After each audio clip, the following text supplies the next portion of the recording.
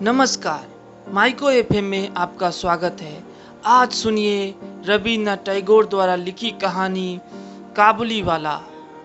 सहसा मेरी 5 वर्ष की लाडली बेटी मिनी अगरम बगरम का खेल छोड़कर खिड़की की तरफ भागी और जोर जोर से पुकारने लगी, काबुली वाले, ओ काबुली वाले। मैं इस समय उपन्यास लिख रहा था। नायक नायिका को लेकर अंधेरी रात में जेल की ऊंची खिड़की से नीचे बहती नदी के जल में कूद रहा था। घटना वहीं रुक गई। सोचने लगा, मेरी बेटी कितनी चंचल और बातूनी है। अभी कुछ पल पहले वह मेरे पैरों के पास बैठी खेल रही थी कि अचानक उसे यह क्या सूझी। मिनी के इस काम से मुझे अचरज तो नहीं हुआ, पर परेशानी जरूर महसूस हुई। मैंने सोचा, बस अब पीठ पर झोली लिए काबुली वाला आ खड़ा होगा। मेरा 17वां अध्याय अब पूरा नहीं हो सकता। ज्यों ही काबुली वाले ने हंसकर मुंह फेरा और मेरे घर की ओर आने लगा, त्यों ही वह घर के अंदर भाग आई। उसके मन में एक झूठा विश्वास था कि काबुली वाला अपनी झोली में उसी तरह के 2-4 चुराए गए बच्चे छिपाए रहता है। इधर काबुली वाला आकर मुस्कुराता हुआ मुझे सलाम करके खड़ा हो गया। आदमी को घर पर बुलाकर कुछ ना खरीदना अच्छा नहीं लगता, इसलिए उससे कुछ खरीदा। 2-4 बातें हुई, पता चला उसका नाम रहमत था। अंत में उठकर चलते समय उसने पूछा, बाबू, तुम्हारी लड़की कहाँ गई? मैंने मिनी के डर को पूरी तरह खत्म करने के लिए उसे भीतर से बुलवा लिया। वह मुझसे सटकर काबुली वाले के चेहरे और झोली की ओर शक भरी नजर से देखती हुई खड़ी रही। काबुली उसे झोली के अंदर से कुछ सूखे मेवे निकालकर देने लगा, पर वह लेने को किसी तरह राजी नहीं हुई। दुगने डर से मेरे घुटने से सटकर रह गई। कुछ दिन बाद एक दिन सवेरे किसी काम से घर से बाहर जाते समय देखा कि मेरी नन्ही बेटी दरवाजे के पास बेंच के ऊपर बैठी अपनी बेसिर पैर की बातें कर रही है। काबुली वाला उसके पैरों के पास बैठा मुस्कुराता हुआ सुन रहा है। वह बीच बीच में मिनी की बातों पर अपनी राय भी बताता जाता है। मिनी को अपने 5 साल के जीवन में पिता के अलावा ऐसा धीरज रखकर उसकी बातों को सुनने वाला कभी नहीं मिला था। मैंने यह भी देखा कि उसका छोटा आंचल बादाम किशमिश से भरा था। मैंने काबुली वाले से कहा, उसे यह सब क्यों दिया? अब फिर मत देना। मैंने जेब से एक अठन्नी निकालकर उसको दे दी। काबुली वाले ने अठन्नी मुझसे लेकर अपने झोले में रख ली। घर लौटकर आया तो देखा कि उस अठन्नी को लेकर पूरा झगड़ा मचा हुआ है। मिनी की माँ उससे पूछ रही थी, तुझे यह अठन्नी कहाँ मिली? मिनी कह रही थी, काबुली वाले ने दी। मैंने मांगी नहीं थी, उसने खुद दे दी। मैंने मिनी की माँ को समझाया और मिनी को बाहर ले गया। पता चला कि इस दौरान काबुली वाले ने लगभग रोज आकर मिनी को पिस्ता बादाम देकर उसके नन्हे दिल का विश्वास पा लिया है। वे आपस में दोस्त बन गए हैं। दोनों में कुछ बंधी हुई बातें और हंसी मजाक चलते। काबुली रहमत को देखते ही मेरी बेटी हंसते हुए पूछती, काबुली वाले, तुम्हारी झोली में क्या है? रहमत हंसते हुए उत्तर देता, हाथी। मतलब उसकी झोली में हाथी है। इस बात से दोनों खूब हंसते। उनमें एक और हंसी भरी बात चलती थी। रहमत मिनी से कहता, मिनी, तुम क्या ससुराल कभी नहीं जाओगी? ससुराल का मतलब नहीं समझने के कारण मीनी उलट कर पूछती, तुम ससुराल जाओगे? रहमत ससुर के लिए खूब मोटा घूसा तानकर कहता, मैं ससुर को मारूंगा। सुनकर मीनी ससुर नाम के किसी अनजाने जीव की पिटी पिटाई हालत के बारे में सोचकर खूब हंसती। मुझ में देश विदेश घूमने की इच्छा है, लेकिन अपने कमरे से बाहर निकलते ही घबराहट होने लगती है। इसलिए सुबह अपने कमरे में मेज के सामने बैठकर इस काबुली के साथ बातचीत करने से बाहर घूमने का काफी काम हो जाता है। वह टूटी फूटी बांग्ला में अपने देश की बातें कहता है और उसकी तस्वीरें मेरी आंखों के सामने आ जाती है। लेकिन मिनी की माँ बहुत शक्की स्वभाव की महिला थी। रहमत काबुली वाले पर उन्हें भरोसा नहीं था। उन्होंने मुझसे बार बार उस पर खास तौर से नजर रखने के लिए प्रार्थना की। उनके शक को हंसकर उड़ा देने पर उन्होंने कई सवाल किए। क्या कभी किसी के बच्चे चोरी नहीं जाते?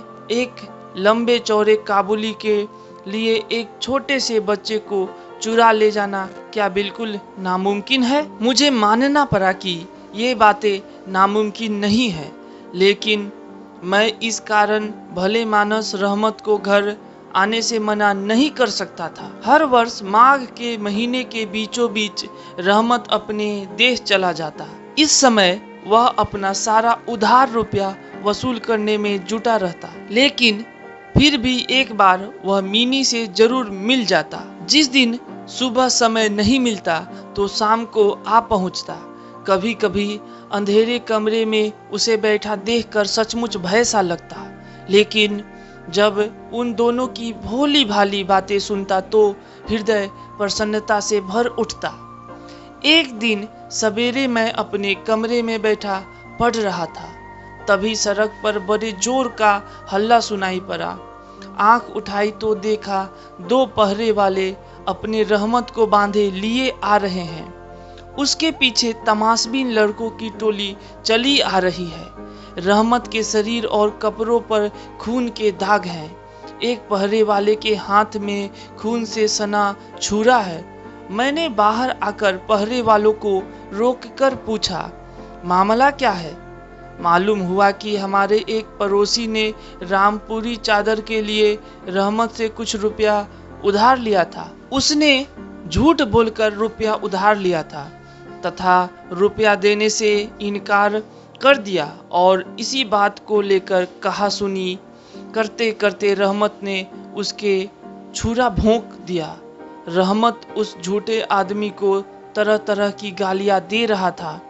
तभी काबुली वाले, ओ काबुली वाले पुकारती हुई मिनी घर से बाहर निकल आई। पलक मारते रहमत का चेहरा आनंद से खिल उठा। उसके कंधे पर आज झोली नहीं थी, इसलिए उसके बारे में कुछ पूछा नहीं जा सकता था। मिनी ने छूटते ही उससे पूछा, तुम ससुराल जाओगे? रहमत ने हंसकर कहा, वहीं जा रहा हूँ। मिनी को उसका जवाब हंसी भरा नहीं लगा।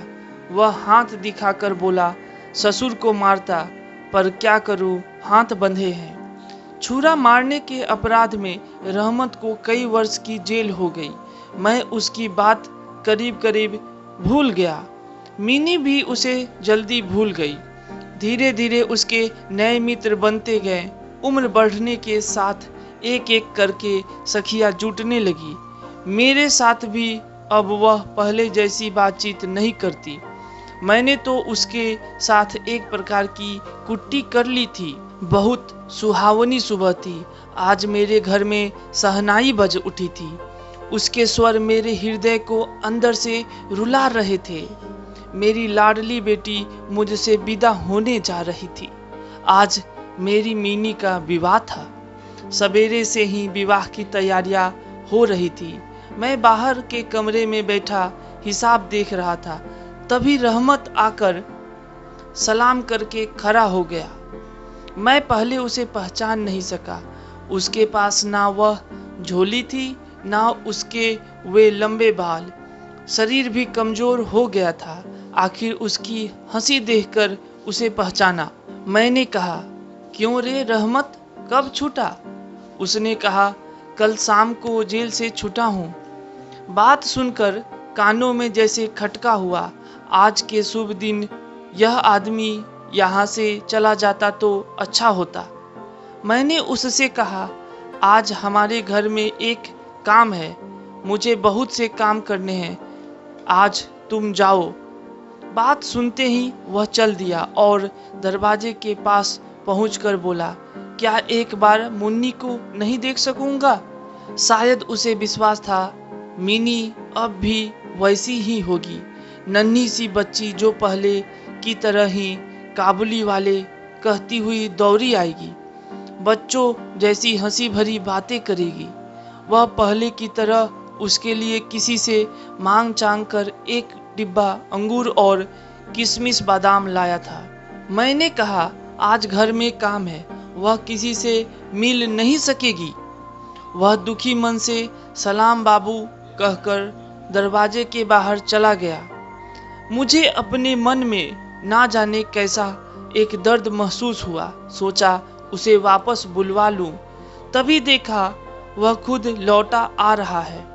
पास आकर बोला, ये अंगूर और थोड़े से किशमिश बादाम मुन्नी के लिए लाया था, दे दीजिएगा। उन्हें लेकर जब मैं दाम देने लगा तो वह मेरा हाथ पकड़कर बोला, मुझे पैसा मत दीजिए बाबू, जिस तरह तुम्हारी एक लड़की है उसी तरह देश में मेरी भी एक लड़की है। मैं उसी का चेहरा याद करके तुम्हारी मुन्नी के लिए थोड़ी मेवा लेकर आया हूँ, सौदा करने नहीं। यह कहते हुए उसने अपने कुर्ते में कहीं छाती के पास से मैले कागज का एक टुकड़ा निकाला और बहुत सावधानी से उसकी तह खोलकर मेरी टेबल पर बिछा दिया। देखा कागज पर किसी नन्हे हाथ की छाप थी, फोटो नहीं, रंगों से बना चित्र नहीं। प्यारी बिटिया के हाथ में थोड़ी सी कालिख लगाकर कागज के ऊपर उसकी छाप ले ली गई थी। अपनी प्यारी बिटिया के हाथ की इसी यादगार को सीने से लगाए रहमत कलकत्ते की सड़कों पर मेवा बेचने आता। मानो उस सुंदर कोमल नन्ही बच्ची के हाथ की छुअन भर उसके हृदय में अमृत की धारा बहाती रहती। देखकर मेरी आंखें छलछला आई। उस समय मैंने समझा कि जो वह है वही मैं हूँ, वह भी पिता है, मैं भी पिता हूँ। मैंने उसी समय मिनी को भीतर से बुलवाया। शादी की लाल साड़ी पहने, माथे पर चंदन लगाए बहू वेश में मिनी लज्जा से मेरे पास आकर खड़ी हो गई। उसको देखकर काबुली वाला सकपका गया, अपनी पुरानी बातचीत नहीं जमा पाया। अंत में हंसकर बोला, मुन्नी तू ससुराल जाएगी? रहमत का प्रश्न सुनकर लज्जा से लाल होकर मिनी मुंह फेरकर खड़ी हो गई। मुझे काबुली वाले और मिनी की पहली भेंट याद हो आई और मैं कुछ दुखी हो उठा। मिनी के चले जाने पर गहरी सांस लेकर रहमत जमीन पर बैठ गया। अचानक उसकी समझ में साफ आ गया, इस बीच उसकी बेटी भी इसी तरह बड़ी हो गई होगी। इन 8 वर्षों में उस पर क्या बीती होगी, यह भी भला कोई जानता है? उसका चेहरा दुख और चिंता से भर उठा। मैंने एक नोट निकालकर उसे देते हुए कहा, रहमत तुम अपनी लड़की के पास अपने देश लौट जाओ। तुम्हारा मिलन सुख मेरी मिनी का कल्याण करे। धन्यवाद।